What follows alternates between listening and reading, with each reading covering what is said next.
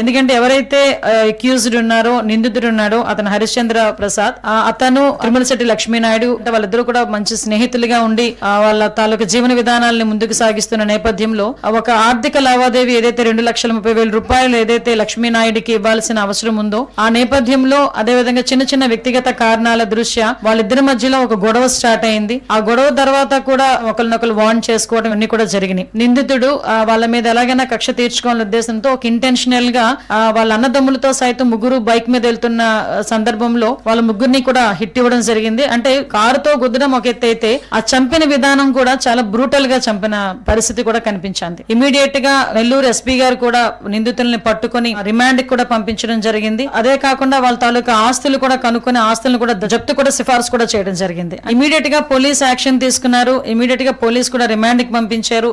ఎక్కడా కూడా ఎటువంటి ఇబ్బంది లేకుండా చూసుకున్నారు. వాళ్ళ భార్య తను ఒకటే కోరుకుంది, నాకు నిందితుడికి శిక్ష పడాలి, ఎట్టి పరిస్థితుల్లోనే నాకు లాంటి పరిస్థితి ఇంకా ఆడదానికి రాకూడదు, అదేవిధంగా చాలా బ్రూటల్ గా చంపారు, అతను ఎట్టి పరిస్థితుల్లో బయటికి రాకూడదు, ఇదే నా కోరికమ్మ, నా పిల్లల్ని ఎలా పెంచుకోవాలో కూడా నాకు అర్థం కావట్లేదు, కొంచెం నాకు సపోర్ట్ చేయండి అన్న ఒకే ఒక పదం ఆ అమ్మాయి కూడా ఉపయోగించింది. దాని నేపథ్యంలోనే ఇమీడియట్ గా దీని మీద చర్చించి ఎవరైతే నిందితుడు ఉన్నాడో నిందితుడికి బెయిల్ రాకుండానే ఎట్టి పరిస్థితుల్లోనే కూడా శిక్ష పడాలి, దీనికి ఏ రకంగా చేయాలి, పర్టికులర్ గా ఇప్పుడు ఫాస్ట్ ట్రాక్ కోర్ట్స్ ని కేసును అప్పగించడంతో పాటు ఒక స్పెషల్ పీపీని కూడా ఏర్పాటు చేసి ఈ కేసును అతి త్వరితగతిన కన్విక్షన్ కు వచ్చేటట్టుగా చేయడానికి ప్రభుత్వ పరంగా అన్ని చర్యలు కూడా తీసుకోమని గౌరవ ముఖ్యమంత్రి గారు ఆదేశాలు ఇవ్వడం జరిగింది.